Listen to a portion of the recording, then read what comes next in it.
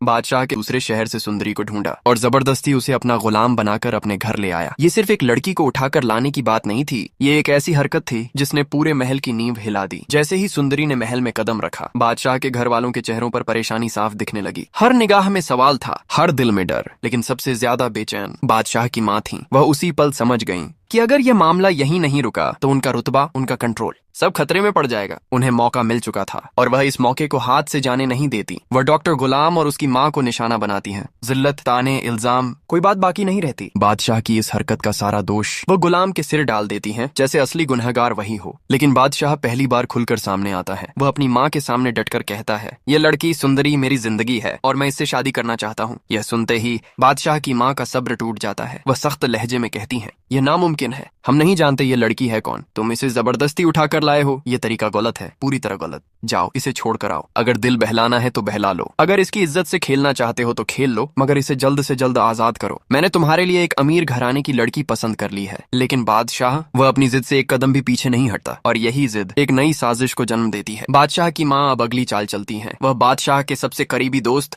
Doctor गुलाम को अकेले में बुलाती है। आवाज नरम होती है मगर नीयत जहरीली। वह कहती है, गुलाम, बादशाह ने बहुत बुरी हरकत की है, हद पार कर दी है और मुझे पता है तुम इसके खिलाफ हो। गुलाम बिना झिझक सच बोल देता है, हाँ मैं इसके खिलाफ हूँ, बस यही सुनना था। बादशाह की माँ तुरंत कहती हैं, तो फिर उस लड़की को छोड़ आओ, उसकी इज्जत बचाओ। बादशाह के शौकों को नहीं, एक बेगुनाह लड़की की इज्जत को देखो। गुलाम पहले इनकार करता है। वह कहता है, यह बादशाह की तौहीन होगी, मैं यह नहीं कर सकता। लेकिन बादशाह की माँ का असली मकसद कुछ और होता है। वह चाहती है कि गुलाम बादशाह से छुपकर सुंदरी को उसके घर छोड़ाए और इसी एक हरकत से बादशाह और गुलाम की दोस्ती में झर घोल दे। बार बार के कहने पर, इज्जत का वास्ता देकर आखिरकार गुलाम मान जाता है। वह चुपके से सुंदरी को लेकर निकल पड़ता है। रास्ते में गुलाम सुंदरी से पूछता है, तुम बादशाह की नजर में कैसे आ गई? सुंदरी की आवाज कांप रही होती है, हमने बस एक बार लिफ्ट मांगी थी, उसके बाद बादशाह ने मेरा पीछा नहीं छोड़ा। गुलाम का लहजा सख्त हो जाता है। वह कहता है, बादशाह बहुत बुरा इंसान है, उससे बचकर रहो, वह तुम्हारा पीछा कभी नहीं छोड़ेगा। मेरी बात मानो, जैसा मैं कहूँ वैसा करो। मैं उसका जिगरी दोस्त हूँ, लेकिन मैं उसे यह इजाजत कभी नहीं दूंगा कि वह किसी लड़की की इज्जत पर हाथ डाले। ये बातें सुंदरी के दिल में उतर जाती हैं। वह धीरे से कहती है, तुम भी उसके दोस्त हो, लेकिन तुम और वह जमीन आसमान का फर्क रखते हो। गुलाम जवाब देता है, दोस्त जरूर हूँ, लेकिन मैं हयादार हूँ। मैंने आज तक किसी लड़की की इज्जत को हाथ नहीं लगाया। मैं उसे रोकता हूँ, मगर वह बादशाह है, हर बार रोक नहीं पाता। सुंदरी कुछ पल